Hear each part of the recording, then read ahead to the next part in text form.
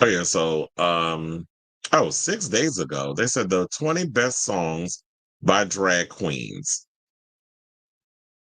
Let's go down that list since we got it. So they said number 20, Katya featuring Trixie Mattel, Ding Dong. Alaska Thunderfuck. Hi. I do like that song. Number 18, Mirage Amuro. She's such a bit. Oh, yeah, I do like that song, Chad. I do like Mirage. You know, that's what her clicking them damn shoes. And she performed that song on Drag Race. I do live for that song. Number 17, Adore Delano, I Love You. Now, here's the thing about Adore Delano. Um, I like the fact that she is one of those queens that are out here that's really taking the whole shit seriously in regards of her performance and all that other stuff and really being like that drag artist, because I feel like a lot of times the girls don't really be doing that and stuff. Like I feel like a lot of girls be out here doing drag stuff and it just feels like, I don't know. It just, for some reason, it doesn't give me what I need. Like I be feeling like a lot of times the drag race queens don't be taking the music seriously, and I feel like that it should go hand in hand in regards of like drag performance, the art of drag and stuff. And then you come up. I just want to pull this picture up so that we can have context in regards of when we go down this list. So I'm gonna just leave that picture there. So and make this a segment. Oh wait, let me take that out. First of all, hold on. See, this is funny how I'm doing this. Um,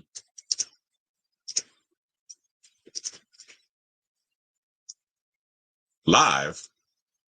I said, let me create a banner so that we actually turn this into a segment. Look at me creating segments on the fly. The 20 best songs by drag queen. So let's continue to go down this list.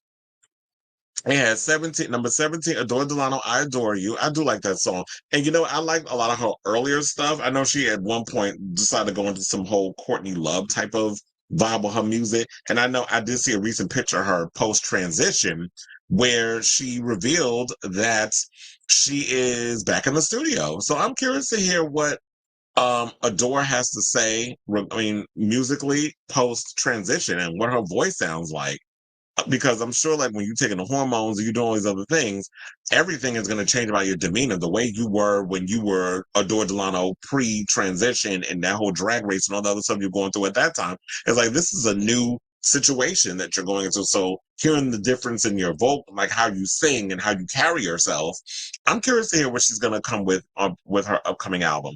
Number 16, Bob the Drag Queen featuring DJ Mitch Farino. Mitch Farino's a friend of mine. How you doing? Purse first, purse first. Welcome to the room, purse first. I did like that song. Um, and Bob has come out with a lot of stuff since then. He did come out with Gay Bars, his EP. I don't know if you guys have heard that, but if you haven't, definitely check it out. It is a good EP. And Bob was going in with you know, the raps and all the other stuff and the lyrics. So, and look, they've been out here, doing their own thing, as well as they got to perform Madonna and be the MC of the show. So that was cute. So congratulations to them. Number 15, Trixie Mattel. Hello, hello, hello, hello, hello. I don't know, whenever I see somebody go hello, hello, that's I always think hello, hello, hello. But anyway, so they did it's from their Blonde and Pink albums with the beach rock song Hello, Hello. It said that she's kind of got this whole Dolly Parton vibe. Here's the thing: I'm told y'all I'm not really into country. I barely listen to the Act Two of Renaissance or that whole country's not my judge. Although I do like Orville Peck, and it's probably because he's attractive. That's probably why I'm into Orville Peck, and I'm glad that his career's starting to take off. And another thing is he's doing his foundation is country, but he's been experimenting a lot more with his sound and his music and stuff. So that's probably got why I've been getting more into his stuff. Where I did listen to his previous album, and it felt a little doom and gloom to me. But I like Trixie, so kudos to her that she's out here doing what she's doing. But we did announce on the show that they're taking a break from the entertainment industry and stuff for a while and being on social media. So number 14, Gloria Groove. That's what she called, Groove Vermello. I do like Gloria Groove. She does a lot of dance floor type stuff. So I like that whole, that whole EDM vibe. Gloria Groove is from Brazil. So you get a lot of that Brazilian funk vibe mashed with like dance floor ready EDM and that sort of thing. Where it's like you could dance to her stuff, you could work out to the stuff. And Gloria Groove, I do like her stuff. So definitely check her out if you haven't. Number 13, I thought this song would have been higher, because it's like one of the biggest songs, in my opinion, that came out of Drag Race, and that's "Sissy That Walk." I do love that song. Unless they paying your bills, pay their bitches no mind. So that was the quintessential 2014 theme song from "Sissy That Walk," and they played it. They used that song a lot during Bianca Del Rio season. So according to Rolling Stone, they said the track led off Born Naked, the 2014 album that dropped alongside the sixth season of Drag Race, arguably one of the most iconic seasons, because that was the Bianca Del Rio season. And they had a lot of people on there: Bianca, Adore, Courtney X, what's her name? Trinity K. Bonet. We had, that was a really good season. Jocelyn Fox. It was a lot of queens on that show. That was a good show. I mean, a good season. Darian Lake. We had a lot of girls on that show. And I even like the music video. And some of the music videos on that damn season be so cheap looking. Here's one queen that I will say that really puts in the work in regards of like quality drag music, like a drag queen who makes quality music. I got to give it up to Priyanka. And I told y'all I don't particularly care for the Drag Race girls over in Canada, but Priyanka, I have to say, she definitely brings it in regards of the quality music and stuff that she does. And her music videos eat too. So she comes in at number 12 on Rolling Stone's list. And they said Priyanka, when, they said her song, Priyanka with Lemon, come through. I do like that song though. That is a good damn song. So Priyanka and Lemon know they're bad bitches on Come Through the Stars, who became besties on Canada's Drag Race Season 1, continued their Lemyanska 2020 domination with the track enticing pre-chorus and catchy chorus made to sing along to at a drag show. After a pair of verses from Pre, Got a Supersized Umbrella, About to Put You in the Shade, Lemon suddenly delivers a fierce rap verse about leaving boys breathless and does exactly that with her bars. And I have to say, Lemon definitely ate with them rap lyrics with her 16, her sweet 16. And number 11 is a queen who has garnered a lot of success and never even had to step a foot in a workroom on Drag Race. And that is Pablo Vittar, who has a song called Amor de Que. Now, I remember like when I used to live with my roommate, Ricardo Tavares, who was Brazilian, and he's like a well-known promoter. He does like the harder parties and stuff. I remember when I told him I was a fan of Pablo Vittar, he said he can't stand her because her voice, he said her voice she always be just ODing in regards to the way she be singing, or it's just a lot of melodrama that's attached to it. But I think a lot of people like the idea of Pablo because, first of all, the body is sickening, and she definitely gives it in regards to like that whole pop thing. But I don't know, for some reason I feel like maybe she doesn't really, her career hasn't, I don't know, she hasn't really popped, I don't think, in America. Like, she's well known amongst the LGBTQ circles, but I don't know how big she is here. But I know overseas everybody lives for her. So and they also, I don't know if you had, they said in regards to her song, its pre-chorus features a silly play in Portuguese, Eu senti tu senti. Well, I don't know. First of all, I don't speak Portuguese, so I hope I probably done fucked it up. But they were talking about basically it's a safe sex song and it's about ass eating. The song is featured on Vittar's album 111, which contains the singer's foray into English with Flash Pose alongside Charlie XCX, who had featured Vittar on the Pop 2 hyperpop standout I Got It. I feel like that Pablo should probably go more into the whole hyperpop sound because she was doing that before anybody even knew what the hell hyperpop is. But now let's move on and get into the top 10, which, child, I'm starting to live for this. I'm starting to live for the list, but we'll go through it because Rolling Stone, y'all be getting the gays mad and stuff, or the people mad when y'all have y'all list. Now, number 10, I will say this is a bop, but I feel like it should be higher. RuPaul's Call Me Mother. Guess who's back in the house? Here's click clack and about 5 fish feminine. It's like, that is my song, bitch. Look, quiet as it's kept, RuPaul barely know the words to that damn song. So I was like, ask her to ramen on the fly. I think she did a video where she was trying to do that song and started laughing because she couldn't do the lyrics. Frenchie feminine up and comer from the Clintons to Obamas. I keep it tight. Now they call me mother bitch. But anyway, so I live for that song. It was basically her foray into like doing rapping over our house music beat.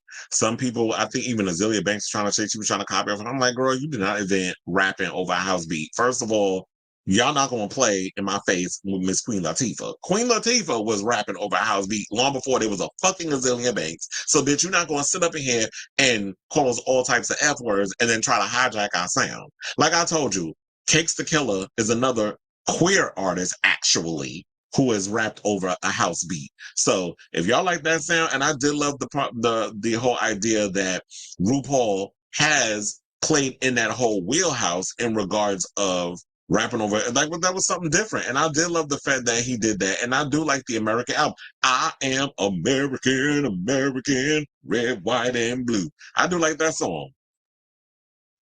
Now, so shout out to her, and I hope she does more. Well, she actually did do more rapping. She did that on not the recent album, Black Butter, the album before that, where she did um a couple of songs where she was rapping all throughout it. They were cute though, but not as impactful as Call Me Mother.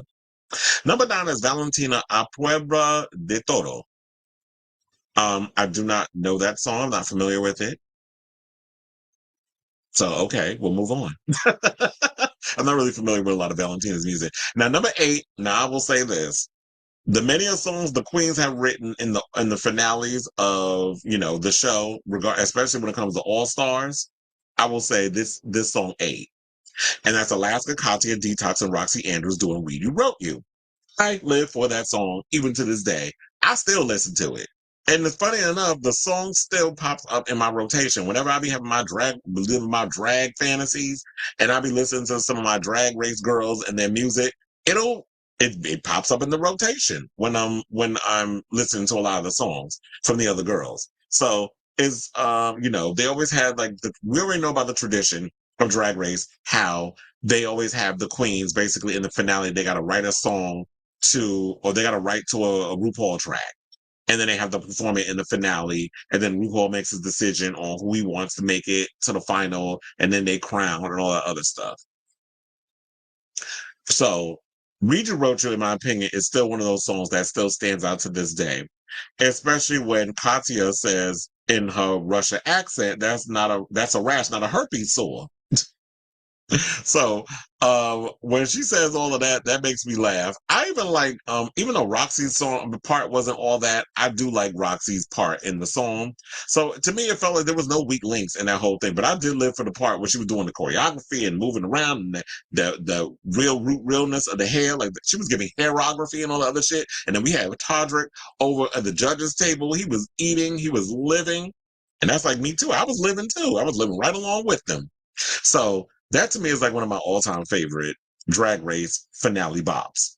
Number 7, they picked Shea Coulee featuring Lala Star and the Vixen, Cocky. Now, I do like that song. I like Shea Coulee's music. I feel like Shea Coulee is also slept on. I think she also released a new album or EP of sorts this year. So, but a lot of times these girls aren't getting the promotion with their music that they should be getting. So I definitely like the song. Whatever happened to the Vixen? I know the Vixen went through it and with her season of Drag Race, and I know she's been doing like a traveling show where she brings out a lot of what's it called, Black Girl Magic. Like I love that she does that whole thing and then showcasing and highlighting a lot of Black drag queens, as we should, because there's a lot of girls out here that definitely eat that we should be supporting, especially seeing like the different types of drag, especially that Black queens do. So I did like that song, and I do like a lot of Shea Coulee's music. So definitely check out if y'all can. Now, Gloria Groove is back on the chart again at number 6 with Al-Qaeda. I was about to say Al-Qaeda. Now it says that she delivers fiery rap bars about a metaphoric circus over a creepy xylophone reminiscent of Melanie Martinez's Crybaby and the drums from Imagine Dragons' Believer. The track even makes an appearance on 2021's Just Dance video game, where fittingly a jester teaches players the song moves. Now I will say this, I live for Melanie Martinez, and I do like that Crybaby song, and Melanie Martinez is such a weirdo, but it works. for what she's doing. But funnily enough, I don't think I know that song. Or maybe I do know the song, but I don't know it by name because I have listened to Gloria Groove stuff, but um, I don't remember. I don't know. It's a lot of times like out of sight, out of mind, and I don't be remembering people's songs like that. So I need to like indoctrinate in my brain a lot more. So number 5 is Divine's "Shake It Up." Child, why is "You Think You're a Man" not on here? I don't get why that song is on it. That was like an iconic hit from Divine, where they actually played that song in the first season, first episode of Queer as Folk. So few drag queens have impacted pop culture like Divine, the iconic drag character of Harris Milstead, along her acting credits with John Waters, including Pink Flamingos. Divine dropped numerous electro disco bangers in the early 80s. The synth-filled "Shake It Up," written by high-energy pioneer Bobby O, stands out as a favorite. Divine's legacy continues to this day as she is the inspiration for Little Mermaid's depiction of Ursula the Sea Witch, and pop star Chappell Roan paid homage to the icon while performing a Kentuckiana Pride. They have Pride in Kentucky? I guess so. If Chappell Roan was there, and shout out to her. I know people was mad at her, speaking of Chappell, for, oh, why you performing in Kentucky? Why you performing in these places where they don't care about drag and gay people and stuff? First of all, real activists will go to the places that people are scared to go. Hence why they're doing We're Here. And you see a lot of the drag queens going into these red states and trying to change the minds of bigots and pushing and challenging their beliefs.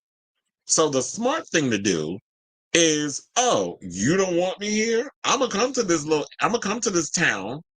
I'm gonna do a small show, and I'm gonna perform in these areas where y'all don't care for the gays. There are gay people that exist in Kentucky. There are gay people that exist in Iowa and Idaho and the North and South Carolina and all these other places, and a lot of the red states and Texas and all of the stuff. So why wouldn't I go there and perform?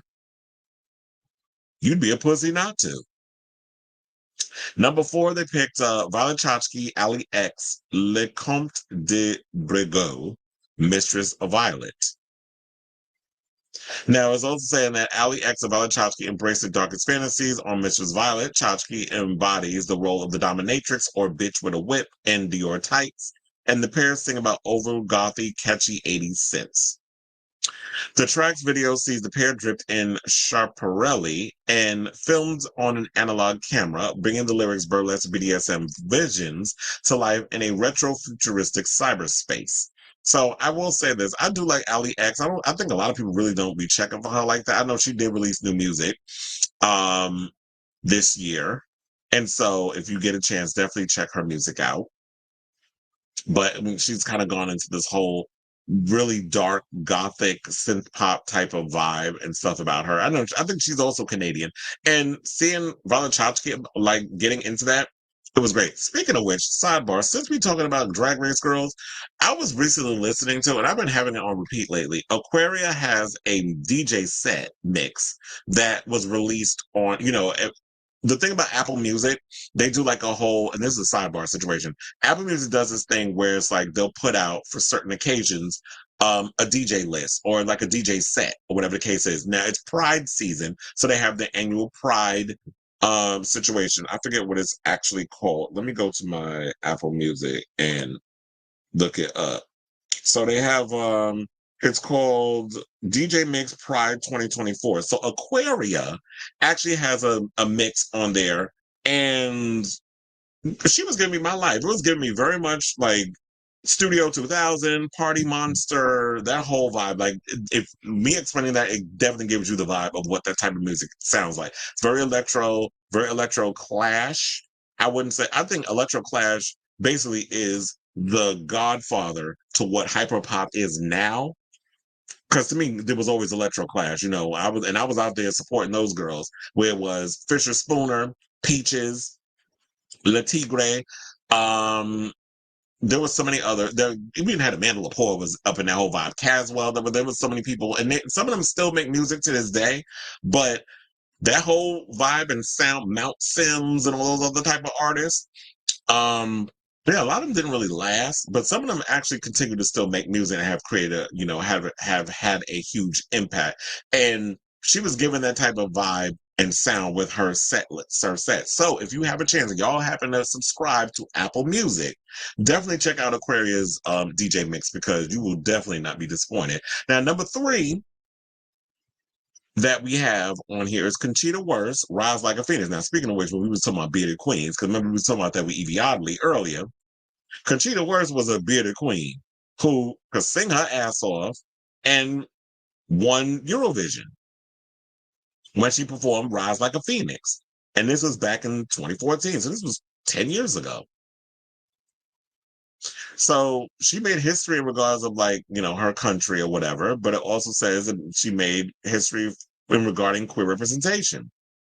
So that's good or whatever, but is that top 10? No. So then we have Pablo Vittar, number 2, with KO. Pablo Vittar is a pop star, as you know. Yes, she's a drag queen who made history as the first drag performer to play at Coachella, but her artistry is defined more by the pop perfect songs she's released over the past several years. Through boxing metaphors, KO hears Vittar sing about falling hard for a new love. And she, you know, they also said that KO became the catalyst for the singer's stardom after serving as a single on her debut album, Vai Passar Mal. She earned co-signs from fellow Brasileiras like Anitta and Luísa Sonza, along with joining Lady Gaga on the remix to Chromatica's Fun Tonight. So she had her in that. That's a cute song or whatever, but okay. Number 2, okay. Now, number 1, I'm sure y'all can guess what the number 1 song is on the list. Anybody? Somebody? Let's scroll on down to it. It's a RuPaul song. You better work. Got the girl. Do that twirl. Do your thing on the runway, bitch. So anyway. So the article says the following. It says RuPaul's early 90s hit was one that changed everything. Released as the lead single for Ru's 1993 debut album, Supermodel of the World, the dance song helped break the drag glass ceiling and became a club anthem.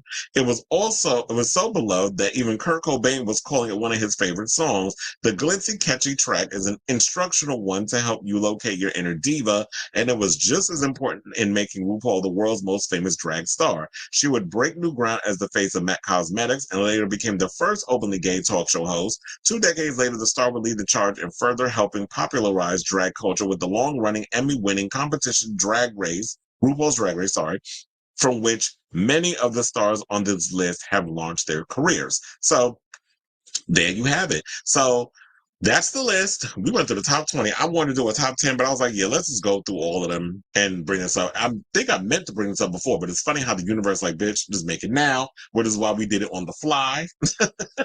And here you have it. So my question is for you, because I can't think of no other songs on the top of my head on which should make the top 10, but I feel like it'd be more entertaining for you guys that are watching this to drop in the comments.